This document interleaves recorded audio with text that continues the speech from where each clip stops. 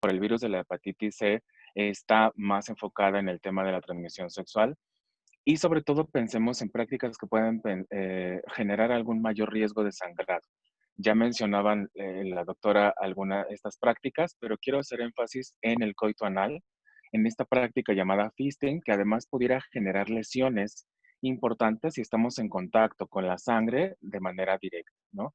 Por eso es importante que pensemos, cuando pensamos en situaciones que pudieran tener algún riesgo, pensemos en cómo podríamos reducir estos riesgos.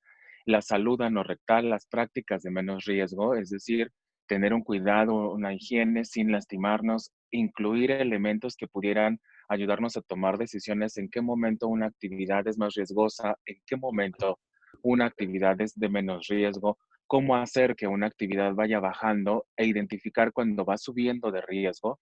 Eso lo podemos hacer todos si vamos sumando todas estas variables que hemos visto hasta ahora. La siguiente, por favor. Y entonces, la última parte de qué hacemos, si ya lo estamos haciendo, tenemos una actitud propositiva y además muy proactiva en el autocuidado y en el mejoramiento de nuestra salud, entonces vale la pena hacer uso de todas las herramientas que tenemos en nuestro contexto y en nuestra comunidad. Hacer todo lo que se sugiere desde el cuidado y la promoción de la salud, como lo estamos haciendo con estos webinars, informarnos, acceder a la información suficiente, oficial, objetiva, científica, de cómo prevenirlo, pero además utilizar los recursos que tengamos para conocer nuestro estado de salud. En la medida, y esto lo sabemos en todas las infecciones y enfermedades que pudiéramos tener en general, pero en la medida que podamos saber nuestro estado de salud e identificar a tiempo una infección o alguna enfermedad, podemos tomar mejores decisiones. Reitero nuevamente entonces que tiene que ver con una reflexión personal de cómo estamos haciendo nuestro cuidado, nuestro autocuidado de la salud, dónde estamos poniendo atención y entonces cómo podemos atendernos de la mejor manera. La siguiente, por favor. Entonces, si se darán cuenta, y si voy siendo un poco claro hasta este punto, el diagnóstico en realidad es muy importante porque tiene dos beneficios directos. El primero, el beneficio personal. Yo sé cómo está mi estado de salud y puedo tomar decisiones para prevenir o para atender y evitar complicaciones. Hacer uso, jalar estos recursos que están a la disposición para que podamos llevar un monitoreo adecuado, pero también tiene una ventaja comunitaria, tiene una ventaja social. Estamos siempre en relación con las demás personas. La idea, por ejemplo, de poder incidir y tener diagnósticos es porque además nos permite disminuir riesgos de transmisión. Este elemento es muy importante. Cuando hablamos de usuarios de drogas inyectables, por poner un ejemplo nada más, quizás lo primero que pensaríamos son estos espacios donde se reúnen estas personas a tener este uso recreativo o no de las drogas que se pueden inyectar. Pero no estamos pensando que estas personas no están bajo este esquema que necesariamente estamos pensando, que podría estar lleno de algún prejuicio, podría estar matizado por alguna idea errónea con relación a lo que se vive en estos lugares. Y más bien pueden ser cualquier persona que esté allá afuera, que es usuario de drogas inyectables, que podría estar compartiendo jeringas o podría no tener la higiene adecuada y que además tiene una vida sexual activa y que yo o cualquiera de ustedes, hombres o mujeres, podría tener una relación sexual con esta persona porque no sabemos su estado de salud. ¿Se dan cuenta cómo nos vamos relacionando y vamos intercambiando el cuidado de la salud en la medida en que podemos cuidarnos a nosotras y podemos cuidar al otro y de manera inversa también sucede? Pero esto es importante, el proceso del diagnóstico y el monitoreo, ¿no? La siguiente, por favor. Y con esto un poco voy cerrando. La idea hasta este punto entonces y de mi participación es más allá de reconocer que sí es importante cuáles son los elementos concretos del virus de la hepatitis C, los medios de transmisión, los mecanismos de autocuidado, reconocer que tenemos una participación muy importante cada uno y cada una de nosotros en poder incidir en esta reducción, ¿no? ¿Y cómo le hacemos? Debemos tener claro dónde estamos situadas cada una de nosotras, cada uno de nosotros en el proceso de la vida, cómo nos estamos relacionando con las personas. Esto tiene que ver con el sentido de la vida, si tengo claro cuál es mi sentido, qué estoy haciendo aquí, para qué lo estoy haciendo, va a ser más fácil que entonces pueda reconocer por qué es importante el cuidar mi salud, ¿no?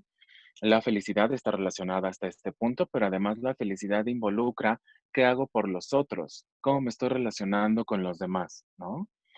También la manera en cómo puedo aceptar las situaciones adversas me va a permitir tomar mejores decisiones. Los diagnósticos no siempre son situaciones fáciles de afrontar y no para todas las personas es un proceso adecuado. Esto hace que muchas personas se alejen de un diagnóstico, no solo para hepatitis C, sino para cualquier otra enfermedad. Pareciera en el inconsciente colectivo, si se me permite el uso de ese concepto, que si yo no sé, no está pasando. Y entonces puede suceder que estos 20 años de los que les hablaba la doctora Ana pasen, transcurran sin síntomas y yo asuma que no está pasando nada. Y si yo no me doy cuenta de que tengo que hacer algo para saber cómo está mi estado de salud, aunque no sienta nada en realidad, entonces pudiera estar privándome a mí de tener una mejor incidencia en el cuidado de mi salud y no llegar hasta la aparición de los síntomas 20 años después con un cáncer, por ejemplo, ¿no? Estoy hablando de escenarios muy complicados, pero además cuidar a las personas que durante esos 20 años tuvieron un contacto conmigo.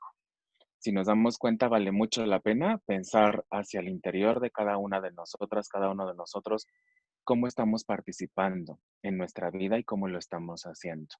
Al final podemos cerrar con un broche de oro porque es importante saber que nuestros derechos existen, el derecho a la salud es un derecho humano y que no es algo que necesitemos que nos den. Los derechos no se piden, los derechos se exigen y en la medida que yo sume todas estas variables que vienen de arriba hacia acá, podemos entonces ejercer el derecho a nuestra ciudadanía y tomar decisiones informadas.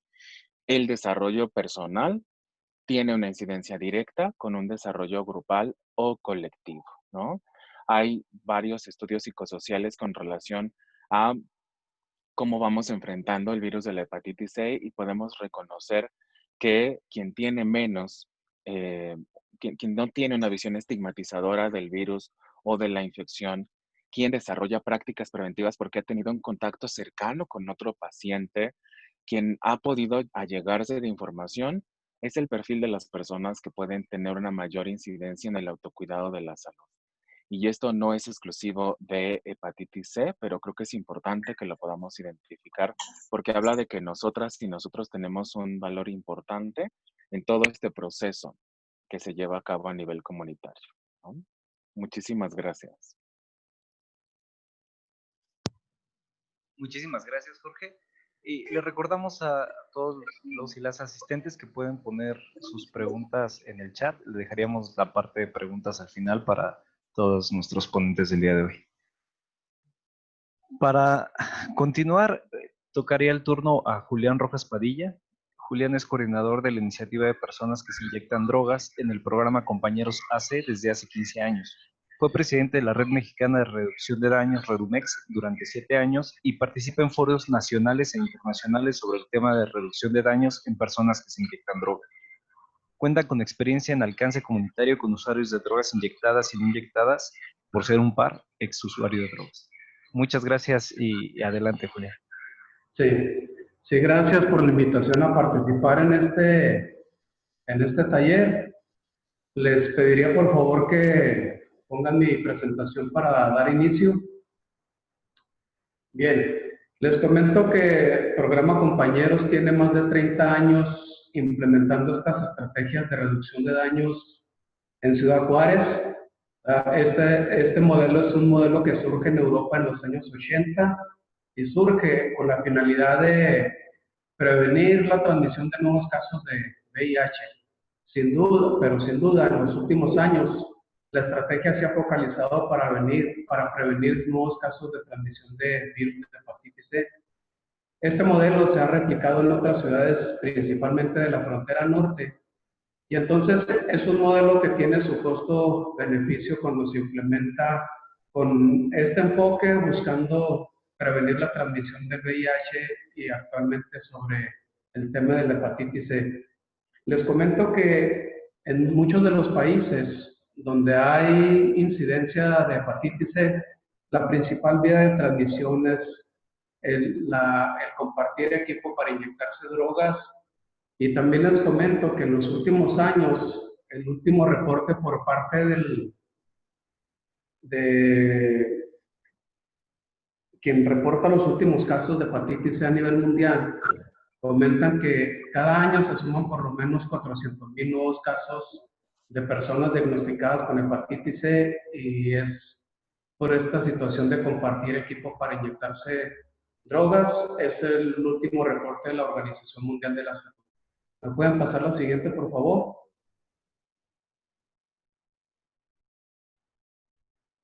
Les comento que en el año 2017, en colaboración con el Instituto Nacional de Psiquiatría Ramón de la Fuente Muñiz, realizamos un estudio con el fin de tener un diagnóstico sobre el uso de heroína en las ciudades de la parte de la frontera norte del país de México. El estudio se realizó en 3 diferentes ciudades de 3 estados.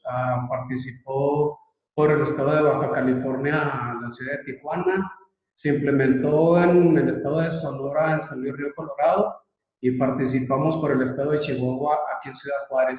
Y entonces, el año pasado presentaron los hallazgos de lo que fue este diagnóstico que se elaboró en la frontera norte. Y este fue alguno de los hallazgos que salieron de este estudio diagnóstico.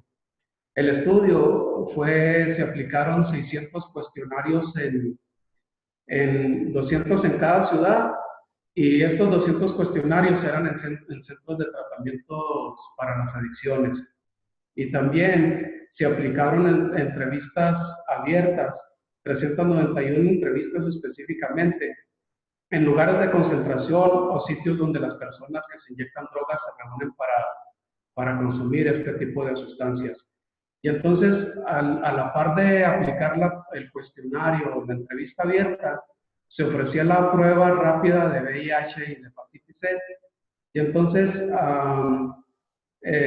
las pruebas que se aplicaron en estas 3 ciudades fueron 592 pruebas de hepatitis C en los centros de tratamiento de las 600 personas que participaron, y 375 pruebas de hepatitis C y de VIH en los sitios de consumo donde se concentran las personas que se inyectan drogas. Entonces, en los hallazgos en cuanto a los resultados de estas pruebas que se aplicaron, a pie de página viene que en San Luis Río Colorado fueron el 80.5%, que fueron 157 casos de personas que dieron reactivo a hepatitis C. En Ciudad Juárez fueron el 80.5%, que fueron 161 casos, y en la ciudad de Tijuana fue el 69.5%, o 137 casos positivos en hepatitis C. Eso fue en los centros de tratamiento, pero en los lugares de concentración para consumo de drogas inyectables, en Ciudad Juárez, de las personas a las que se le aplicó la prueba de hepatitis C, fueron 91.7%, o 144 casos reactivos. En la ciudad de San Luis Río Colorado fueron el 79.1%, y entonces es una prevalencia que se ha mantenido porque hemos participado en otros estudios, por ejemplo en el 2011 con la Universidad de UTEP del Paso, Texas, y en colaboración con la Universidad de Ciudad Juárez, se implementó otro estudio en 50 parejas, que uno de ellos fuera usuario de drogas inyectadas y la otra persona nunca hubiera consumido drogas. Y así que en ese estudio la prevalencia fue que las personas que compartieron equipo para inyección fue el 96% de personas que dieron un caso reactivo a quienes participaron en este estudio, y fue el 4% de personas que adquirieron el virus de la hepatitis C por vía sexual. ¿Puede pasarme la siguiente, por favor? Y entonces aquí aparece más específicamente en este cuadro los porcentuales de quienes participaron en este estudio y se aplicaron la prueba de hepatitis C. En los centros de tratamiento en Tijuana fue el 69.5%, San Luis Río Colorado 80.5%, Ciudad Juárez 80.5%, y en los sitios de consumo fue más alto el porcentaje, En San Luis Río Colorado fue 90.1%, en San Luis Río Colorado 79.1% y en Ciudad Juárez 91.7%. En este cuestionario aplicado en los centros de tratamiento, también se indagó respecto a temas relacionados con el VIH y la hepatitis C. Al preguntarle a los usuarios si algún médico les había diagnosticado alguna de ellas, 14 usuarios indicaron estar diagnosticados por VIH y 136 por hepatitis C, de los cuales 11 están recibiendo tratamiento por la primera vez y 3 por la segunda. Y la realidad es que muchas personas, como comentaban en la presentación anterior, desconocen su diagnóstico en cuanto a la hepatitis C y menos van a tener acceso a la atención o al tratamiento. La que sigue, por favor. Una de las asociaciones muy fuertes que hay hacia la transmisión de la hepatitis C entre las personas que se inyectan drogas es el utilizar las jeringas inadecuadas o compartir su equipo para inyectarse drogas.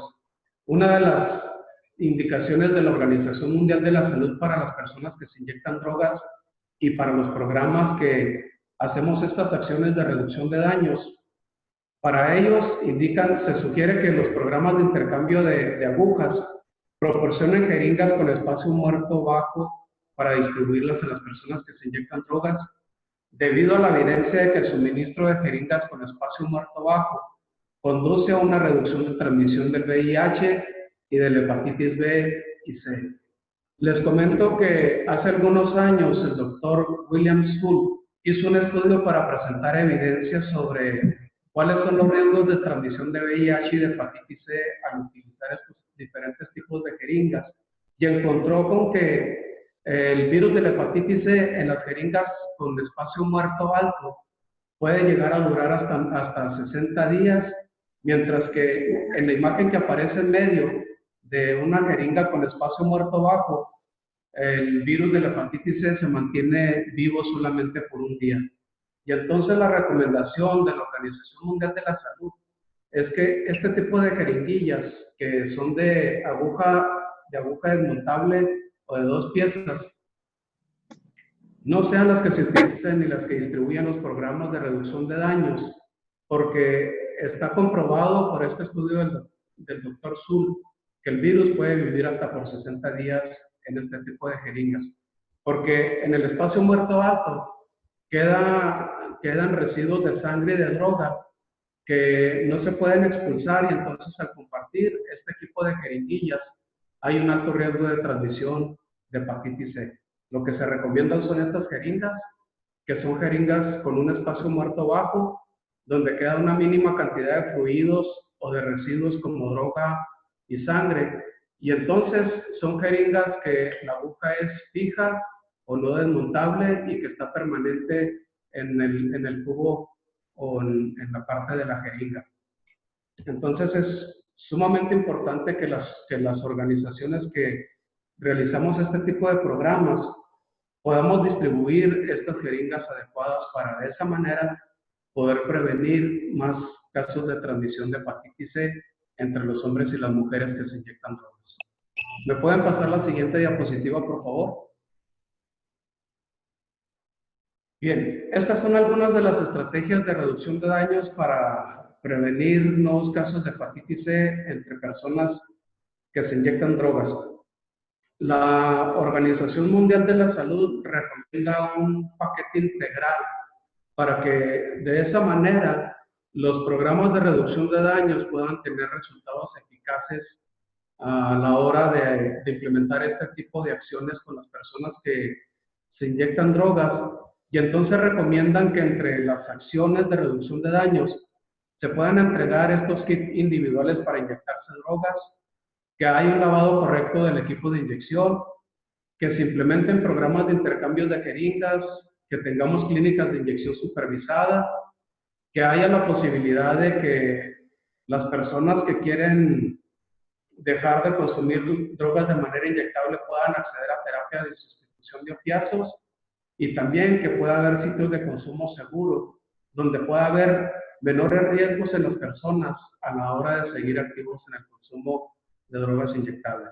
La que sigue, por favor.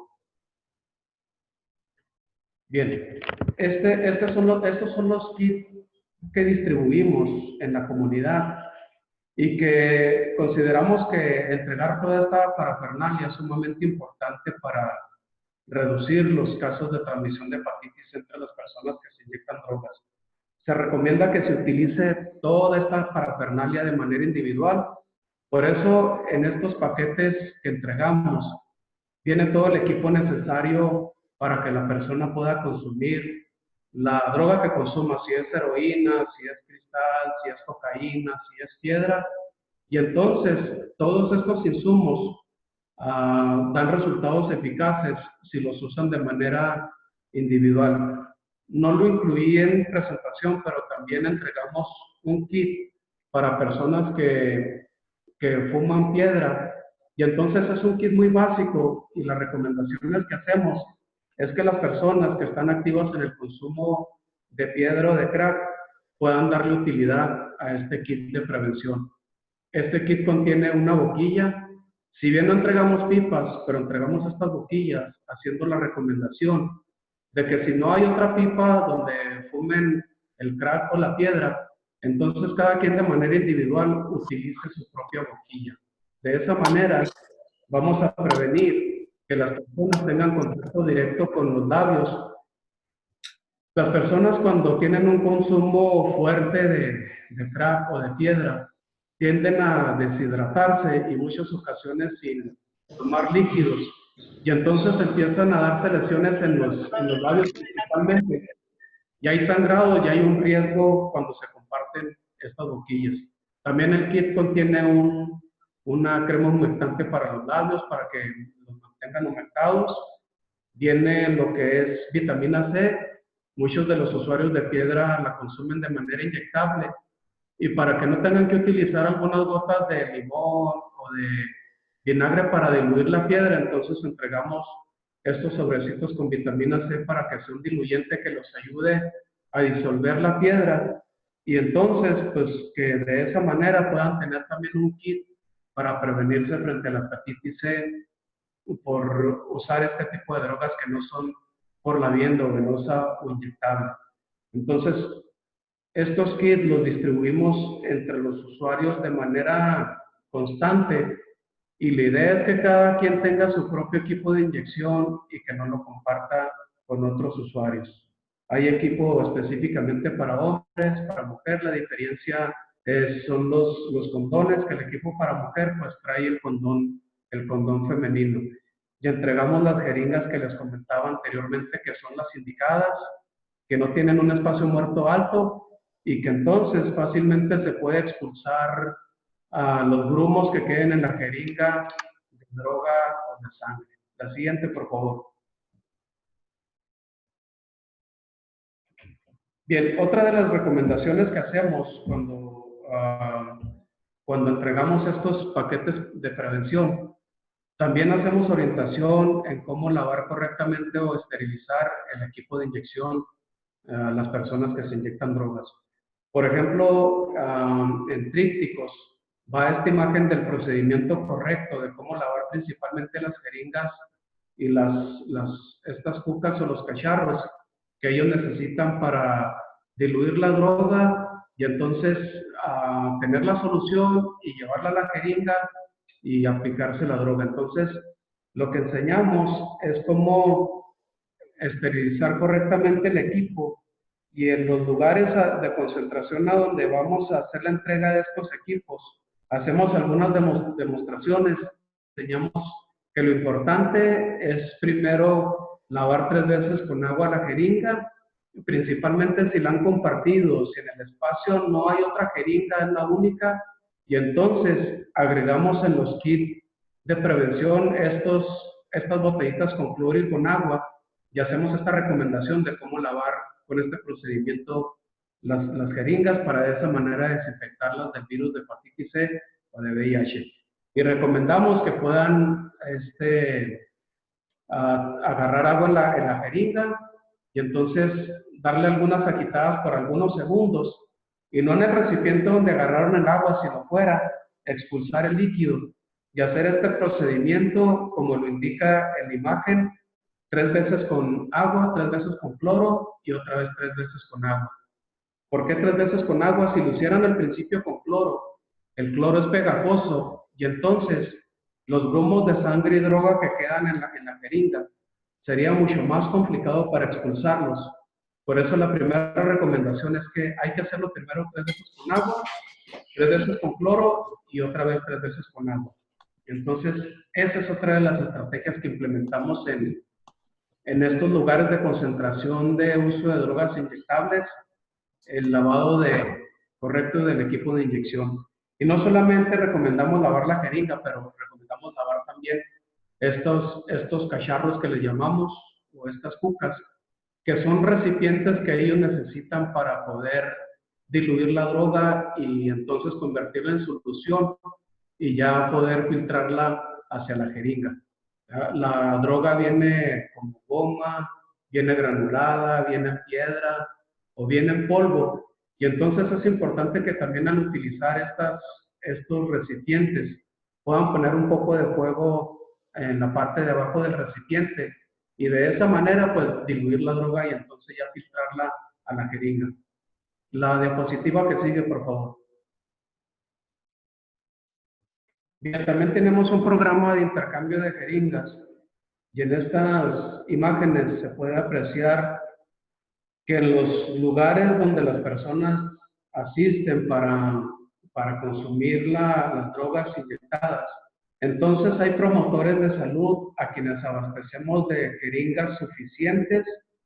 Hacemos un recorrido cada semana y les entregamos estas jeringas. Y entonces la estrategia es que les intercambiamos las jeringas una por una. Ellos ya conocen la dinámica, la tienen bien identificada. Y en estos contenedores rojos que tienen estos promotores pares, saben que cada persona que llega al espacio recibe una jeringa nueva, recibe un algodón nuevo, recibe un kit de agua y cloro nuevo. Y entonces, cada jeringa que van utilizando, la van depositando en estos contenedores para no reutilizarlas. Y con esta estrategia, lo que buscamos es sacar de circulación todas estas jeringas que ya están contaminadas y abastecerles de material nuevo. Ellos ya conocen muy bien la dinámica, tienen esos contenedores y saben que esas jeringas, el objetivo del programa de intercambio es que no sean reutilizadas. Y es otra de las formas en las que prevenimos a las personas de la transmisión de la hepatitis C.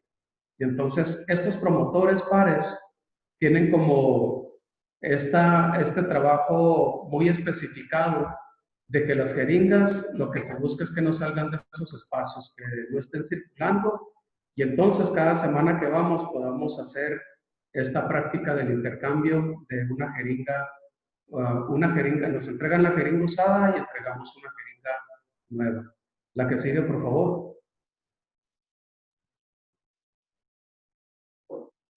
Bien, otra de las estrategias que sería ideal para prevenir casos de transmisión de hepatitis entre las personas que se inyectan drogas sería el tener estas salas de inyección supervisada.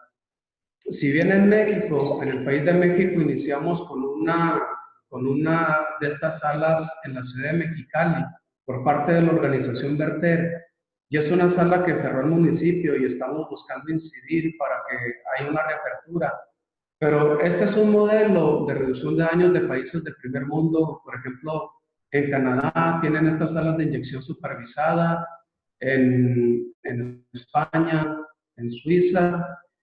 Y entonces, en los países donde se han implementado este tipo de estrategias, el tener estas salas de inyección supervisada con un equipo interdisciplinario para atender a las personas que llegan a estos espacios, se ha comprobado que se reducen eficazmente los casos de transmisión de VIH, de hepatitis C, las muertes de sobredosis, pero también hay una reducción considerable de los delitos por parte de las personas que consumen drogas inyectadas y que acuden a estas salas de inyección supervisada. En estos espacios, cuando las personas llegan y que son beneficiarios del servicio de la sala de inyección supervisada, Lo que sucede es que reciben todo el kit para inyectarse drogas, tienen un cubículo personal, tienen un espejo donde puedan verse las partes del cuerpo donde pueden inyectarse sin menor riesgo, hay contenedores para que puedan depositar ahí las jeringas utilizadas y el material utilizado por parte de los usuarios no sale de estas salas a circular en la comunidad. Aquí se queda, ahí los lugares tienen suficiente luz, las personas pueden tener todo el tiempo requerido para tener una buena práctica a la hora de inyectarse drogas y de esa manera se ha reducido considerablemente los nuevos casos de hepatitis C entre las personas que se inyectan drogas. La realidad es que en México, esta situación del uso de drogas criminalizado a las personas principalmente en la frontera norte del país que tienen un consumo prolongado de drogas inyectables, es que van a espacios muy desfavorables para ellos. Son lugares donde las condiciones son insalubres, tienen que hacerlo en tapias o en casas abandonadas, debajo de puentes, tienen que hacerlo de una forma rápida porque tienen que estar cuidándose de la policía, porque no les vean. Y entonces todas estas malas prácticas en los usuarios de drogas en Ciudad Juárez han llevado a que las personas, pues entonces sigamos teniendo esta prevalencia de casos de hepatitis C, de VIH, que las personas anden destrozadas de su cuerpo por estas malas prácticas.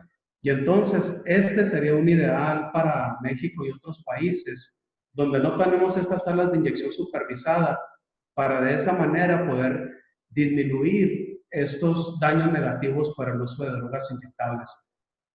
Otra de las estrategias de reducción de daños que es altamente eficaz para prevenir la hepatitis C es la terapia de sustitución de los opiáceos, o las personas que quieren dejar de inyectarse drogas y acuden a un tratamiento con metadona o buprenorfina. Y entonces, al acudir a este tipo de terapias de sustitución, las personas ahora no tienen que verse en la necesidad de estar en esos picaderos, como nosotros le llamamos, reutilizando jeringas, no tienen que estar expuestos a traer su equipo de inyección y que se los quite la policía, no tienen que estar expuestos a que lleguen a un espacio sin el equipo de inyección por el temor, a que los detenga la policía y no solo les quite ese equipo de inyección, sino que lo presente delante de un juez de barandilla como una evidencia que usan drogas y que lo remitan a la cárcel por 24 o 36 horas.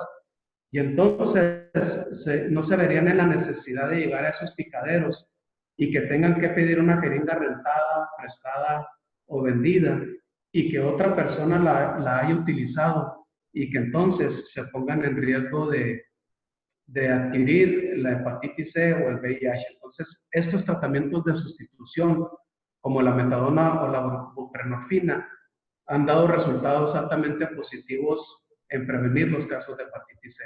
La que sigue, por favor.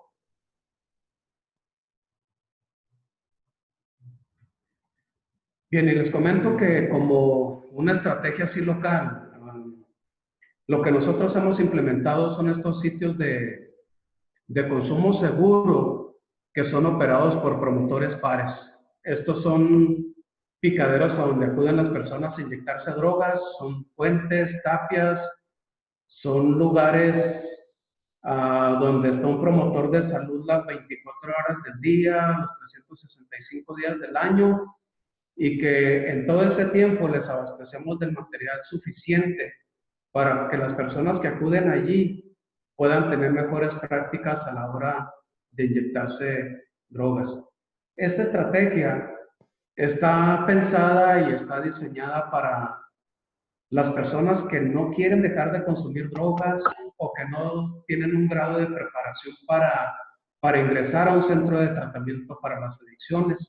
Entonces, el objetivo de estos sitios de consumo seguros están identificados con una lona como la que aparece aquí y son lugares donde buscamos que haya respeto a los derechos humanos, pero también los promotores pares, a quienes les llaman también como médicos, Son personas que tienen la habilidad o la pericia de inyectar a personas en lugares que son sumamente complicados porque ya tienen cautilizadas las venas, tienen tan dañado el cuerpo que ya les es muy difícil inyectarse por sí solos. Y las personas que están responsables ahí no solamente saben inyectar en lugares muy complicados, pero les hemos llevado por un proceso de capacitación para que sepan cómo pueden prevenir y cómo atender un caso de sobredosis principalmente por opiáceos. Y son personas que son muy solidarias con los usuarios que van ahí con sus pares y que la realidad es que el 70% de estas acciones de reducción de daños son posibles gracias a estos promotores pares, que en Ciudad Juárez tenemos 30 espacios de estos operando y que son lugares que seleccionamos de manera estratégica.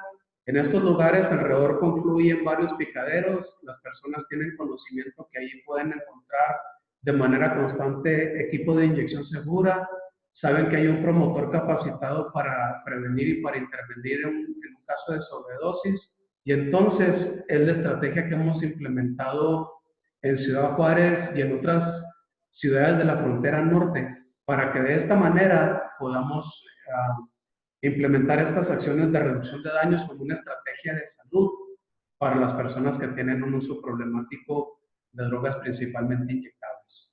Entonces, de esta manera yo presento las acciones que hacemos comunitarias con las personas que se inyectan drogas con el objetivo de disminuir los nuevos casos de transmisión de hepatitis C entre las personas que se inyectan drogas. Gracias. Muchísimas gracias, Julián.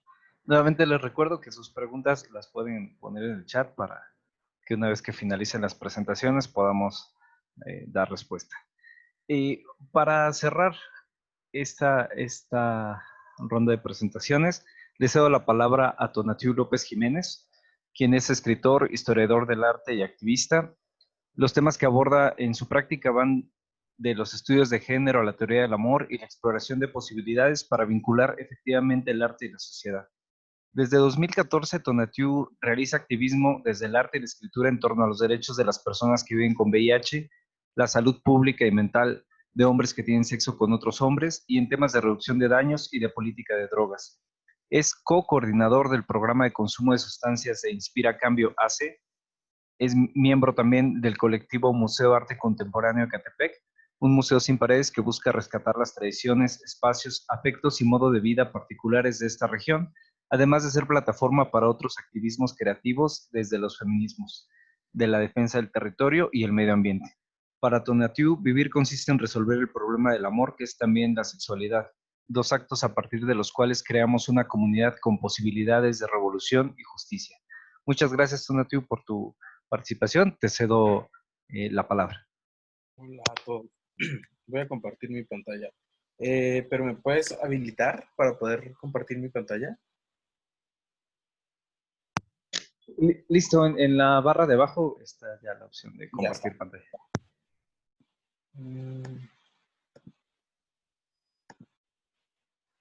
Bueno, yo voy a hablar de chemsex y la relación que tiene el chemsex con la hepatitis C y algunos mecanismos de prevención y reducción de daños. Titulé a esta charla Dulcero y Entrón, sin morir en el intento.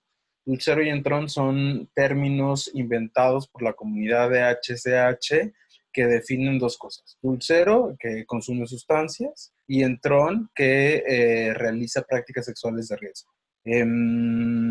Hay que decir que el chemsex es una práctica que realizan los hombres que tienen sexo con otros hombres, no es exclusiva de ellos, pero ellos la nombran así y aparece como término en 2011 en las aplicaciones de geosocialización, como Grindr, Hornet y otras, ¿no? Manhunt, etc. Bueno, el chemsex es eso, es la práctica de consumir sustancias antes, durante y después de tener relaciones sexuales. Es una práctica que se empezó a popularizar, como les digo yo, a partir de 2011 y que hoy por hoy representa un problema de salud pública para los hombres que tenemos sexo con otros hombres. En el chemsex, bueno, otros términos que se utilizan, bueno, chemsex es un término británico, pero términos locales que se utilizan aquí en México son dulces, dulcero, dulce se refiere a las sustancias, dulcero pues, al consumidor, PNP, que es una importación de Norteamérica, de Estados Unidos, que significa party and play, o sea, fiesta y jugar.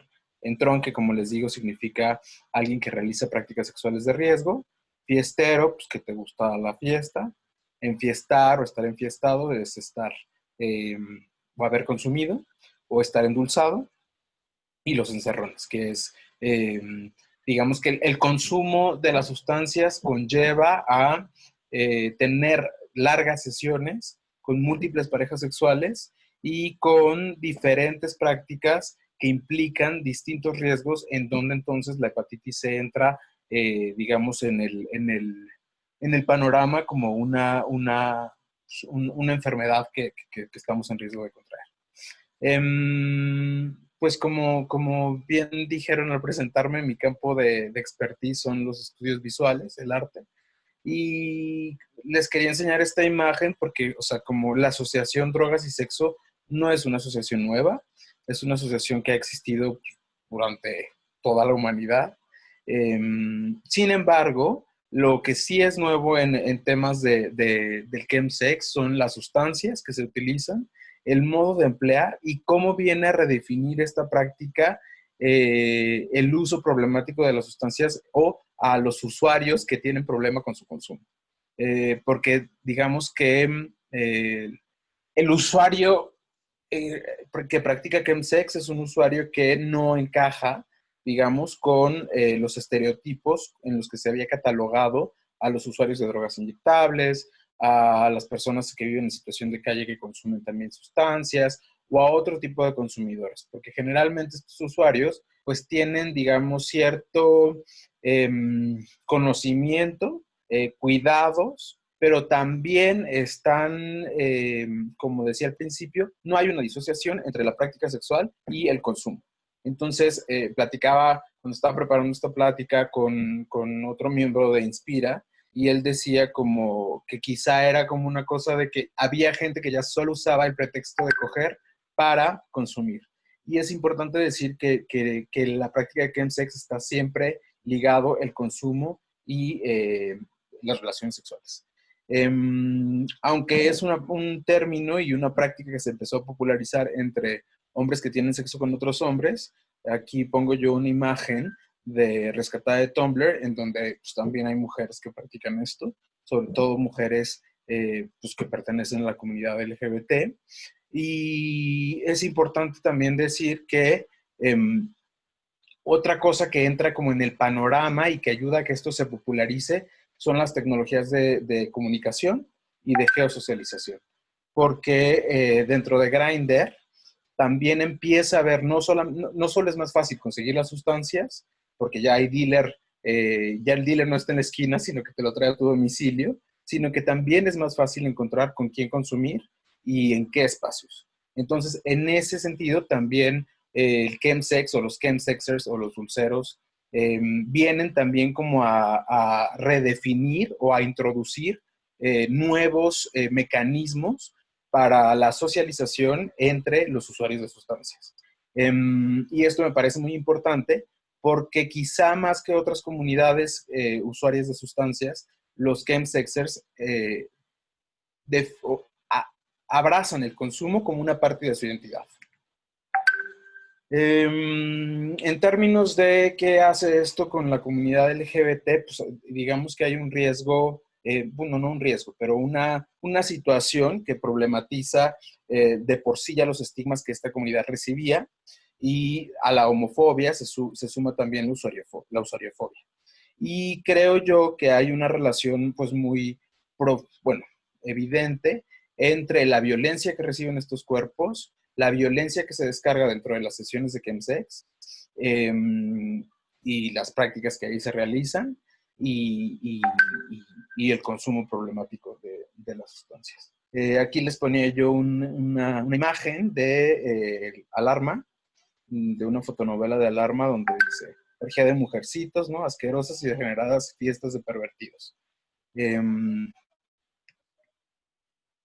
Y ya, aquí ponía yo una imagen sacada de Twitter de Mauricio Clark, que a lo mejor muchos de ustedes ubican ese escándalo, que Mauricio Clark es un hombre homosexual que de pronto decidió, después de tener un consumo problemático, pues como corregir sus andanzas y se volvió, según él, heterosexual. Y lo que dice son cosas como esta. ¿Qué ofrece en realidad el mundo gay? Cuartos oscuros, orgías, drogas, abundan poppers, tachas, alcohol y cocaína, vapores, saunas, barebacks, sexo sin protección, sexo en baños públicos, apps de ligue. Y digamos que esto, o sea, aunque él está hablando y estigmatizando estos espacios, estas prácticas y estos hábitos, en realidad, pues esto es también lo que define a los practicantes de chemsex. ¿Qué es nuevo en el chemsex? Algunas sustancias, ¿no? Sobre todo el consumo de metanfetaminas en cristal. Se empieza a introducir en México el consumo de GHB, bueno, G, que es GBL o GHB. Muy poco el consumo de mefedrona, que sí está popularizado en Europa, sobre todo en Reino Unido y España.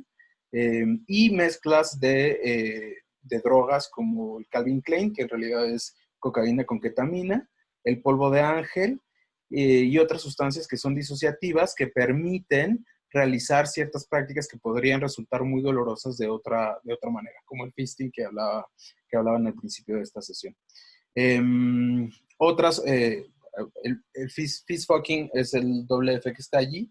Y otras cosas que son nuevas, que digamos que entran en el panorama del chemsex, es la aparición del PrEP y la PEP, que son mecanismos que hacen que desaparezca, que empiece a trabajarse la desaparición o la erradicación del tabú del VIH, que desaparezcan los miedos, y entonces de pronto eso hace que se popularicen ciertas prácticas de riesgo. No lo digo esto en un tono como moralista, pero digamos que esto hace que haya cada vez más sexo sin protección, porque estás protegido de VIH, pero eso no hace que estés protegido para contraer otras enfermedades, ¿no? Como el caso de la hepatitis C. Y lo nuevo también son las apps de geosocialización, que es lo que les decía hace ratito. Esto crea como nuevas actitudes, ¿no? De como fascinación o de erotización del consumo, como lo que pongo aquí. Todas las imágenes las saqué de internet, Grindr, etcétera, ¿no? Entonces, bueno, rebloguea esto si eres una puta drogadicta. Y hay un cierto sentido como de orgullo que creo que tiene muy, o que es un mecanismo que ha hecho la comunidad LGBT por mucho tiempo, ¿no? En inglés está el término queer, en español está el término puto o maricón, que es tomar los términos despectivos y recolocarlos o usarlos para como un motivo de reivindicación de esas identidades disidentes. Otra cosa que es nueva y que tiene que ver con estas apps de geosocialización y las tecnologías de la información, tiene que ver con que a través de esas tecnologías, circulan también mecanismos de reducción de daños, de cuidados, de prevención de ciertas enfermedades y también de ciertos accidentes. Pero lo que hay que decir es que la mayoría de estos consejos o recomendaciones son totalmente empíricos, ensayados por los usuarios, y algunos de ellos, pues sí, caen como en errores o mitos, ¿no? Como, no sé, que si te das un pasón de cristal, te tomes un litro de leche o te metas 6 pastillas de carbón activado y te vas a sentir bien. Pero bueno, aquí pongo unos ejemplos de un sextuitero o un tuitero que se llamaba El Padrino del Slam, que en realidad retomaba esta cosa como de los mecanismos de rehabilitación de las adicciones, de apadrinar, pero para apadrinar consumidores. y consumidores de sustancias. Y entonces, por ejemplo, aquí te dice cómo matemáticas básicas, dice, ¿no? Entonces, 0.40 de cristal, más una jeringa de 100 mililitros, más 40 centímetros de liga, más 1 gramo de algodón, más 60 mililitros de alcohol. Y entonces son, digamos, la comunidad de chemsexers es una comunidad que se preocupa mucho por cuidarse a sí misma y por enseñarse los unos a los otros estrategias de reducción de daños y de consumo seguro. En ese sentido, aquí ponía otro post del padrino del slam que dice, el slam es la acción de inyectarse metanfetaminas o cocaína o cualquier otra droga inyectable, pero en el caso de la comunidad de chemsexers o de dulceros, cuando se habla de drogas inyectables, se habla muy poco de heroína, o sea, casi no hay ese consumo como el que describía el compañero anterior. Y es más bien consumo de metanfetaminas, sobre todo de metanfetaminas en cristal. Y bueno, él dice, el slam me ha dejado amigos, enemigos, buenos ahijados, gente mala leche, experiencias muy padres, acontecimientos muy penosos. Pero lo más rescatable es que he enseñado la técnica de manera correcta y responsable con gente con los mismos gustos que yo.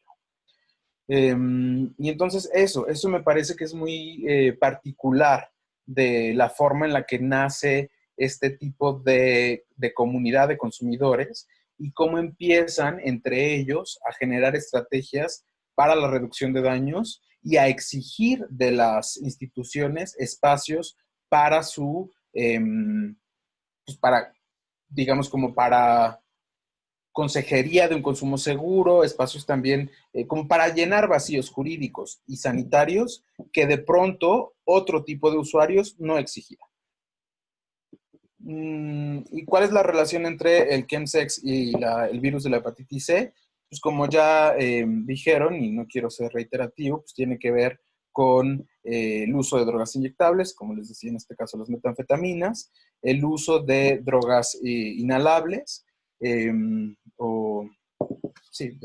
como la cocaína, el cristal que también se esnifa, los poppers, que pueden generar lesiones en la mucosa de la nariz y por ahí puede entrar el virus. También la práctica del fisting, ¿no? O otras prácticas oroanales y las prácticas de sexo no seguro.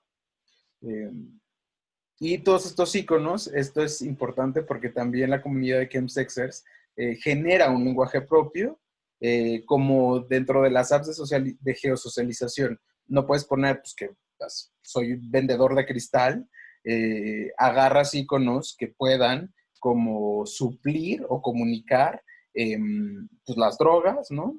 El tipo de prácticas y el tipo de persona que buscas.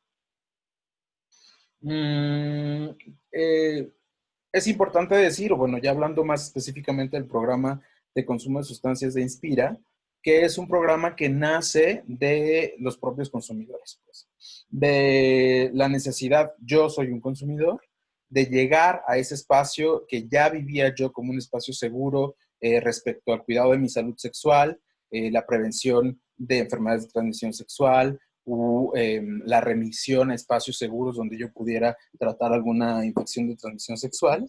Y llego yo ahí como preguntando si también sabían de algún espacio para si yo tenía un consumo problemático.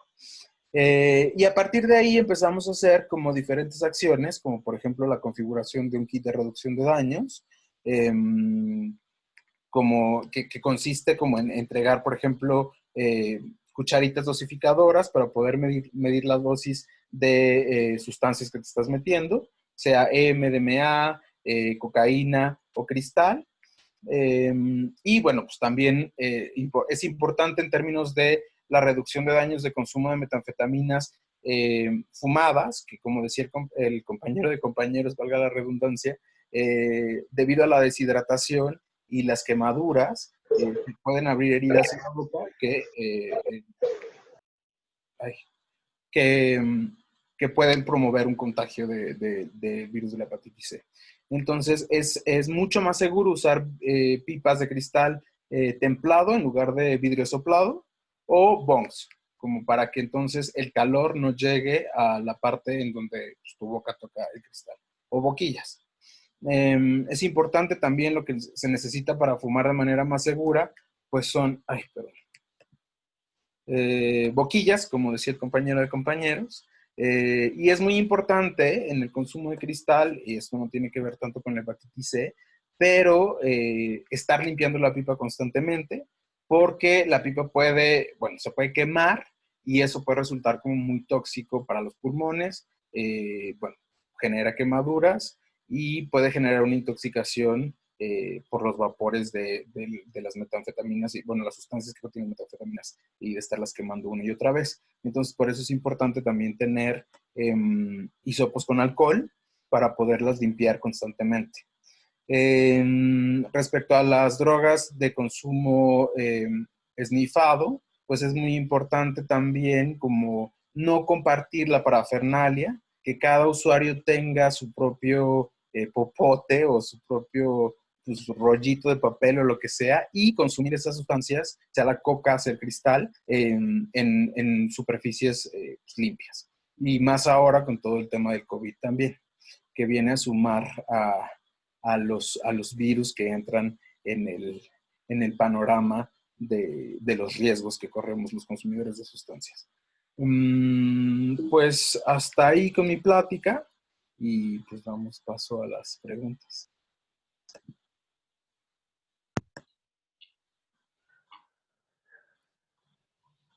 Muchísimas gracias, Tonatiuh, y agradecemos también a todos nuestros ponentes del día de hoy, a Julián, a Ana y a Jorge.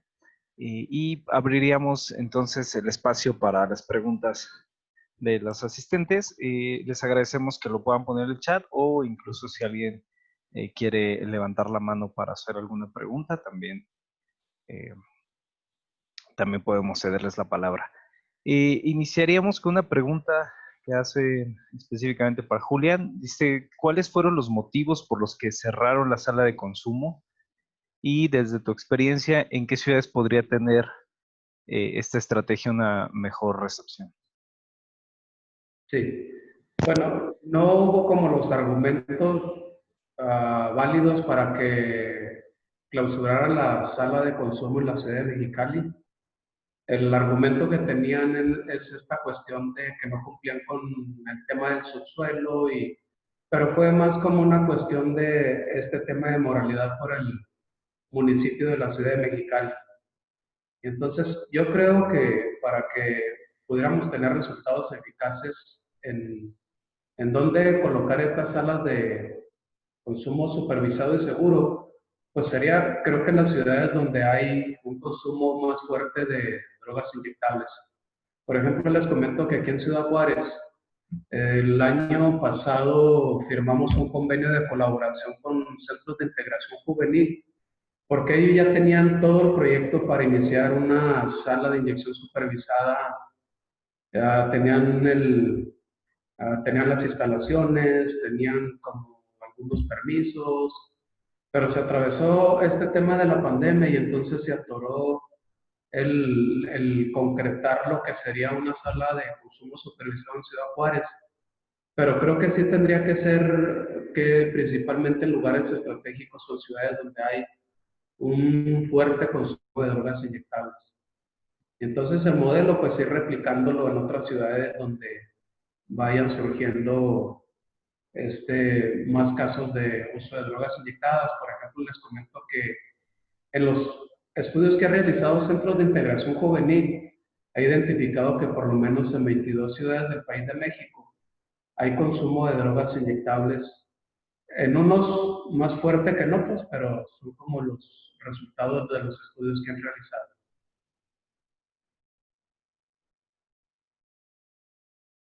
Gracias, Julián. En ese mismo sentido, te preguntan cuáles serían los retos e implicaciones a considerar para establecer una sala de inyección supervisada. Sí, yo creo que tenemos políticas de drogas muy cerradas y creo que tendríamos que incidir por esa parte. Actualmente, en lo que es la norma oficial 028, que es la norma que regula los programas y tratamientos para adicciones, se encuentra contemplado ahí el tema de reducción de daños.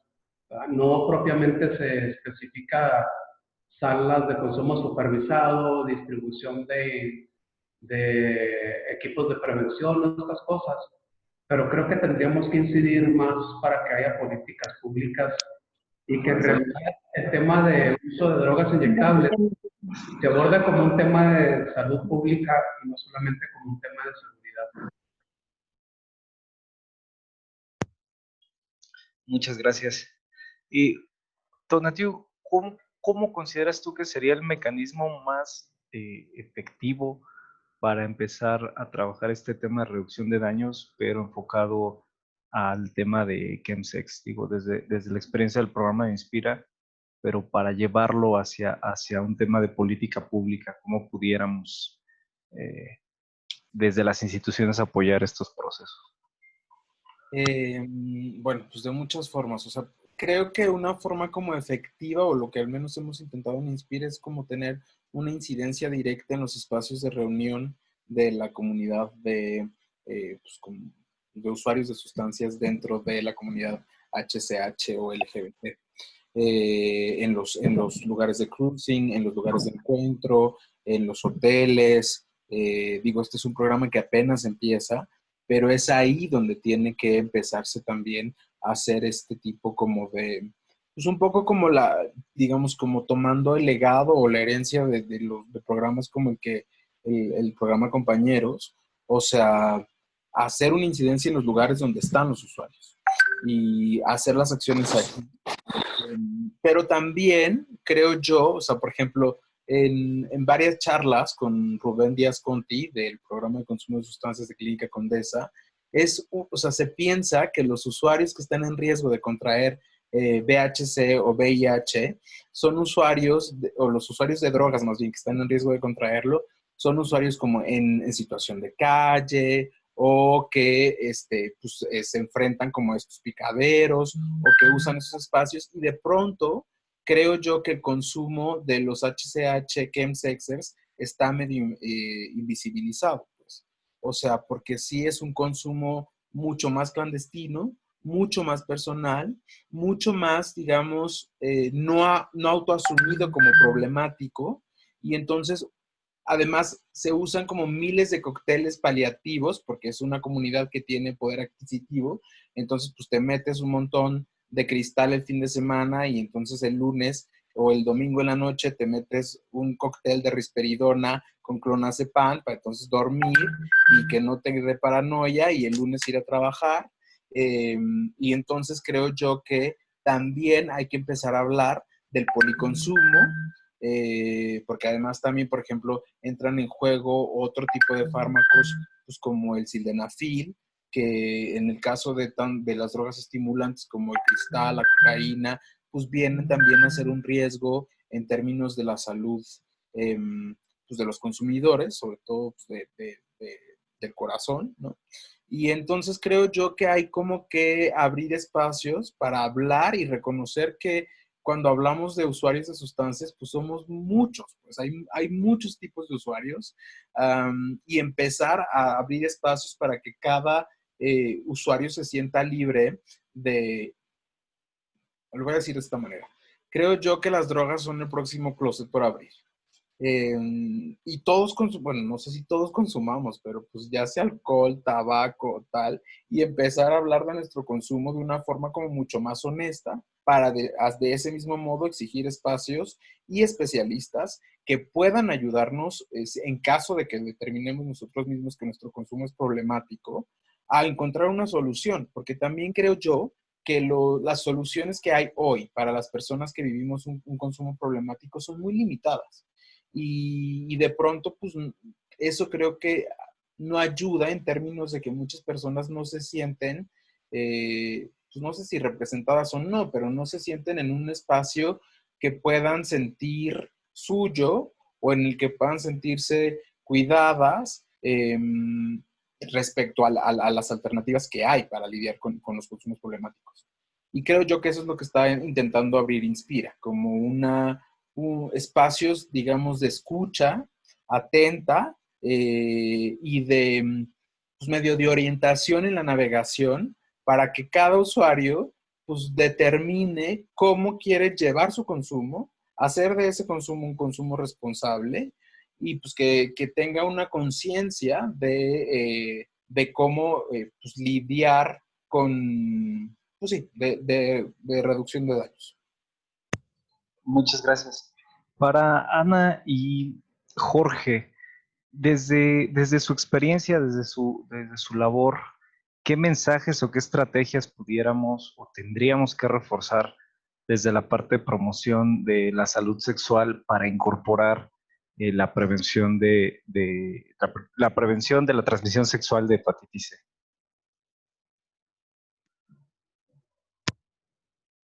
Bueno, en México Vivo pues se caracteriza precisamente por hacer trabajo preventivo, desde detección de VIH, sífilis y otras infecciones, ¿no?, de transmisión sexual. Toda aquella persona que llega a la fundación en busca de asesoramiento médico en cuanto a ITS, pues se les hace un abordaje completo para detectar cuáles podrían ser sus factores de riesgo. Este, se les hace el tamizaje para principalmente VIH, sífilis, pero también se les invita a que se practiquen otras pruebas de detección, como son las de las hepatitis, y otras como gonorrea o clamidia. Sí es importante tener presente que, sobre todo en la comunidad médica, que hay que evaluar este aspecto del sexual en nuestros pacientes, ¿no? Porque a veces no se preguntan prácticas de riesgo y pasan desapercibidas en ocasiones. Hay que hacer una valoración de estas prácticas, son consumidores de drogas, aquellos que sean una población de riesgo, pues hay que prestar más atención en ellos.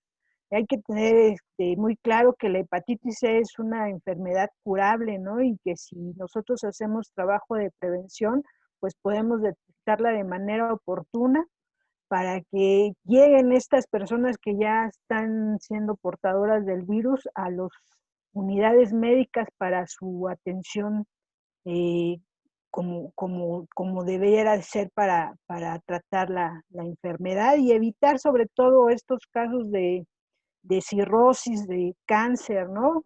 No en vano tenemos cifras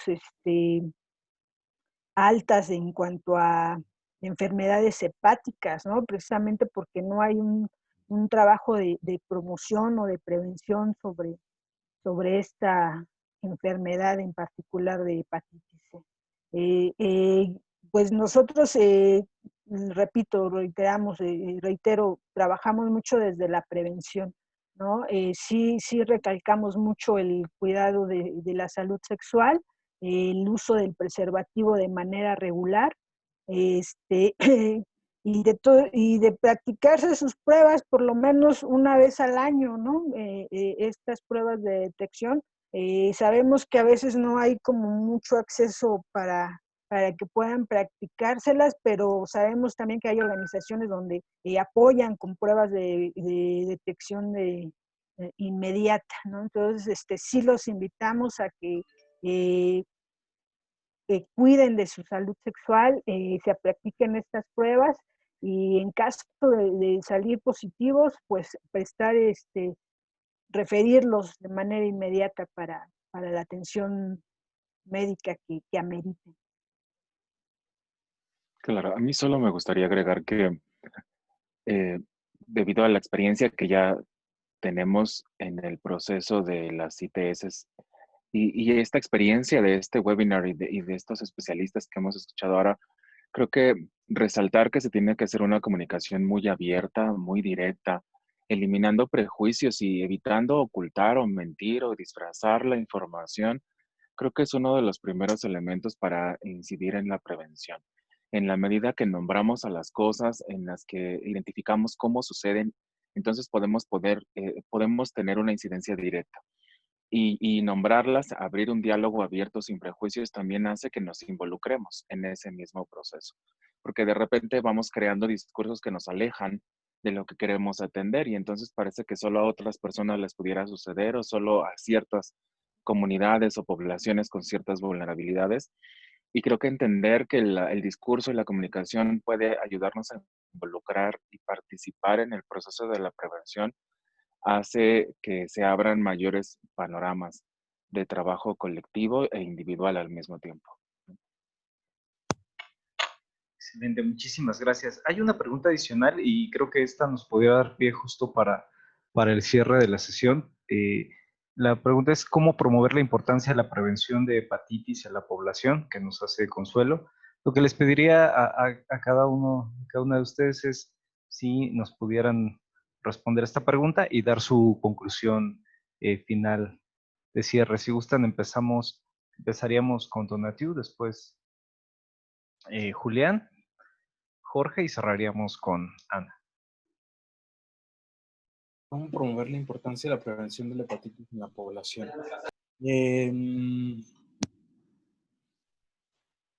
Creo yo que, o sea, lo que hay que promover es el cuidado de la salud, más que solo la importancia de prevenir la hepatitis C. Digo, sé que es el tema que nos reúne hoy, que nos convoca hoy, pero creo que es importantísimo tener en cuenta que, pues eso, que creo que lo que hace falta de pronto, sobre todo para los consumidores de sustancias, son herramientas para el cuidado de su salud, si están decididos a realizar prácticas que quieren realizar. ¿Cómo promoverlo? Pues creo que la estrategia, en el caso de lo que está intentando hacer Inspira, tiene que ver con una estrategia pues, entre pares, un poco como lo que les enseñé o traté de enseñar en la presentación, que creo que también ahí hay una como lección en términos de que la educación en el caso de los usuarios y en términos no solo de prevención de enfermedades en general, de infecciones de transmisión sexual, pero también de estrategias de reducción de daños, es que son pues, estrategias de par a par, pues. O sea, que se da entre la misma comunidad, entre los propios usuarios y que eso genera un como ambiente de confianza que no patologiza, que no arroja al usuario como a un lugar oscuro y eso ayuda mucho pues para prevenir pues, cualquier cosa, pues porque de pronto creo que justo como decía un poco ahorita Jorge, pues los tabús esta cosa como de ocultar cosas, no hablar las cosas tal como son, pues de pronto resulta mucho más dañino y mucho menos eficaz cuando se trata de hablar de prevención de enfermedades o pues de reducción de daños en términos de consumo de sustancias. Muchas gracias. Y fíjate que justo hubo otra pregunta que agrega Salvador en el chat y digo, nos da pie también para lo que acabas de comentar y para el cierre de los demás colegas. Dice, la pregunta es, ¿cómo las y los médicos pueden capacitarse y liberarse de discriminación hacia poblaciones que realizan prácticas de riesgo y uso de sustancias? Si soy un consumidor de sustancias y voy al médico y no me brinda la confianza o tiene el conocimiento para reducción de riesgos, entonces, ¿con quién me asesoro? Las y los médicos también deben capacitarse en esos temas. Uh-huh. Julián, ¿nos puedes dar tu Sí, claro. conclusión?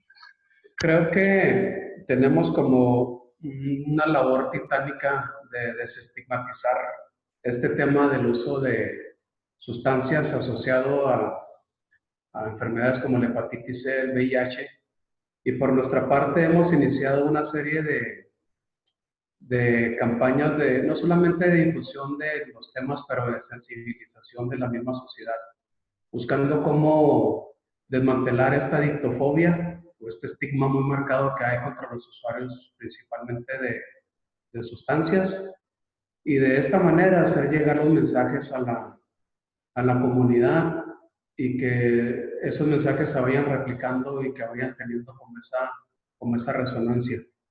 Y es práctica común acá en Ciudad Juárez y en la frontera norte que las personas van a buscar algún tipo de atención por un problema de salud y no son atendidos o son atendidos de mala manera. Entonces, nosotros sí estamos buscando como empoderar a las personas y cómo pueden tener un discurso que les haga valer cómo los hemos involucrado en este proceso de empoderamiento y también acompañándoles a poner alguna queja cuando han sido maltratados o no han recibido la atención que fueron a solicitar.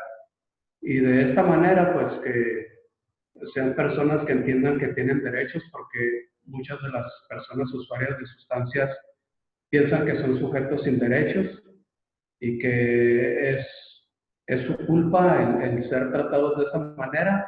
Y creo que sí le hemos apostado mucho a este proceso de empoderamiento. Muchísimas gracias. Jorge. Quizás yo solamente complementar que la manera de promover la prevención es fomentar el involucramiento de todos los actores necesarios, ¿no? Como comentábamos en nuestra conversación, desde identificar cuáles son los recursos que tenemos, que brinda el Estado, que brindan las instituciones, hasta cuáles son los recursos que nosotros como ciudadanos tenemos para exigir el cumplimiento de nuestros derechos, el acceso a los servicios de salud y tomar decisiones con base en información adecuada y poder crear panoramas y perspectivas mucho más saludables para todos y todas. Eso involucra evidentemente también la formación del personal de salud en general, ¿no? Creo que tenemos una gran deuda, todo el personal de salud en diversas áreas, con la población en general, ¿no? A veces de repente solamente vemos el padecimiento, solamente vemos el síntoma, y de repente se nos olvida que eso lo viene cargando una persona y que esa persona tiene una historia y que esa persona pertenece a una familia, a un círculo, a una comunidad. Y estos prejuicios van haciendo que nos distanciemos de la persona, nos distanciemos de la información, que no pensemos qué podemos ofrecerle para que reciba la atención adecuada. Y considerar esto de manera integral, considerarnos que somos parte de un todo, nos hace pensar de esa manera. Y entonces, todos y todas cuando recibimos a alguien para una asesoría, o todos y todas cuando vamos a pedir una asesoría, podemos pensar que si esa persona no está dándome la atención adecuada, debe haber otra persona. Y que a lo mejor no hay un programa específico para ciertas cosas, pero hay un programa que hace algo que de ahí puedo tomar un recurso. Y eso es responsabilidad de ambas partes, de quien está de un lado brindando una atención y quien está del otro lado exigiendo esa atención, ¿no? Yo creo que lo cerraría de esta manera. Muchas gracias. Ana. Cierra. Sí, bueno, pues sin duda la educación en la información creo que es parte esencial para promover la importancia de la prevención, ¿no? Y ya lo mencionaron, no solamente de la hepatitis C, sino de la salud en general, totalmente de acuerdo con ello. Pues ver también las necesidades de las poblaciones en riesgo, identificar qué hace falta para cubrir esas necesidades, dar mayor accesibilidad a los servicios de salud, hacer a un lado estos prejuicios, ¿no? Que ya también lo mencionaron, lo reitero. Como personal de salud creo que debemos de hacer de lado eso y tratar al paciente desde quizá un enfoque de derechos sexuales, ¿no? En este caso. Y en esto que mencionaban aquí en la pregunta, como médicos, pues sí hay que estar actualizados sobre lo nuevo que están surgiendo en cuanto a las prácticas, ¿no? Saber cómo abordarlas, cómo se están manejando este tipo de población, qué podemos nosotros hacer como para reducir el riesgo, ¿no? Este trabajo que nos hablaron hace un momento de los lugares seguros, ¿no? Y creo que esos son formas de minimizar los riesgos, ¿no? De seguir promoviendo prácticas seguras, ¿no? Pues eso prácticamente da esa seguridad, esa confianza a ese paciente que se acerca y nos dice que es consumidor de drogas o que es que mantiene prácticas sexuales con otros hombres, ¿no? Verlo como algo que están viviendo, que requieren quizá del apoyo, la ayuda asistencial, no solamente médica, sino de una manera integral, referirlo con quien se tenga que referir para que se le pueda brindar una atención oportuna, una detección que se detecten estas infecciones de manera temprana, ¿no? Para evitar complicaciones, complicaciones ya sea a corto o a largo plazo. Yo creo que nos hace falta esta parte de educar tanto a nuestros pacientes, a la población en general, hablar más de estos temas, ¿no? Que se enteren de qué van estas enfermedades, estas infecciones, para que de esta manera pues tengan el conocimiento de cómo protegerse, ¿no? De que tomen decisiones conscientes, seguras, informadas en cuanto a sus prácticas que lleven a cabo. Muchísimas gracias. Y de verdad agradecerles a los 4 por su participación, por el aprendizaje, este primer esfuerzo que hacemos para empezar a abarcar este tema de una manera un poco más amplia. Hay muchísima experiencia en tema de reducción de daños, como en varios estados, sobre todo en la parte de la frontera norte. Sin embargo, como ya lo han comentado, el tema del consumo va cambiando, se va expandiendo, hay nuevas modalidades. El tema del chemsex es algo que une estas dos partes, ¿no? Que por un lado veíamos toda la parte de transmisión sexual y la parte del uso de sustancias, y bueno, y acá convergen ambos. Y bueno, son panoramas que no son exclusivos de hepatitis C, evidentemente, que es un tema que tiene que ver, sí, con VIH, tiene que ver con hepatitis C, con otras infecciones, con temas de salud mental, con temas de criminalización y de discriminación, y que bueno, es algo que queremos abarcar.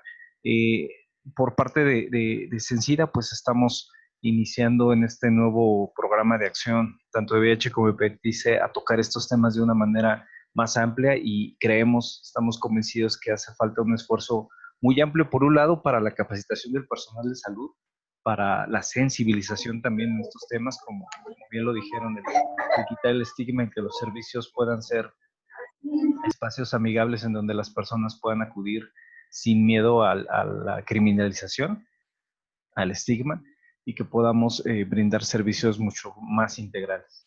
Y por otro lado, pues también el poder involucrar y el poder alcanzar directamente a las poblaciones con sus matices, con esta diversidad en la cual nos enfrentamos, y que ahí definitivamente el trabajo coordinado con la sociedad civil pues es un sí o sí para realmente poder tener un impacto. De verdad agradecerles mucho la participación de nuestros ponentes y también de todas y todas nuestros participantes el día de hoy. Esta sesión la grabamos, y bueno, en breve estaremos publicando la liga para que la puedan volver a checar o para difundirla con personas interesadas. De verdad, muchísimas gracias y nos mantenemos en contacto. Que tengan excelente tarde. Gracias. Muchas gracias.